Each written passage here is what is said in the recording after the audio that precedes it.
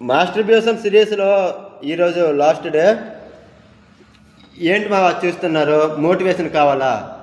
గుద్దకు సిగ్గు ఉండాలా? గుద్ద కిందకు 25 సంవత్సరాలు వచ్చా నీకు ఇంకా ఇంకొకటి మోటివేషన్ చెయ్యాలి. నీకు ఇన్ఫ్లుయెన్సర్ కావాలా? నువ్వు ఇన్ఫ్లుయెన్సర్ కాదా? నీ లైఫ్కి నువ్వే కదా మా ఇన్ఫ్లుయెన్స్. నేను మీకు చెప్పేది ఏంటంటే నీ లైఫ్ నువ్వే డిజైన్ చేసుకోవాలి. నీ లైఫ్కి నువ్వే మోటివేషన్ ఇచ్చుకోవాలి.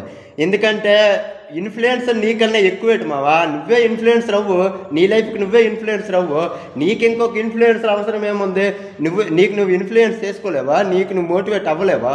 కొన్ని రోజులు పోతే నీకంటూ ఒక ఫ్యామిలీ వస్తుంది, నీకంటూ ఒక పిల్లం వస్తుంది, నీకంటూ కొంతమంది పిల్లలు వస్తారు. నీ మైండ్నే నువ్వు కంట్రోల్లో పెట్టుకోలేవు. నీ లైఫ్ నువ్వే డిజైన్ చేసుకోలేవు. నీ సొంత నిర్ణయాలు నువ్వు తీసుకోలేవు. నువ్వు నీ కుటుంబానికి అండగా ఎలా నిలబడగలవు? ఒక్కసారి ఆలోచించు మామా. నీ నిర్ణయాలు నువ్వే తీసుకో. నీ లైఫ్కి నువ్వే డిజైన్ చేసుకో. నీకు నువ్వే మోటివేట్ అవ్వు. ఒక్కసారి ఈ లైన్స్ విను.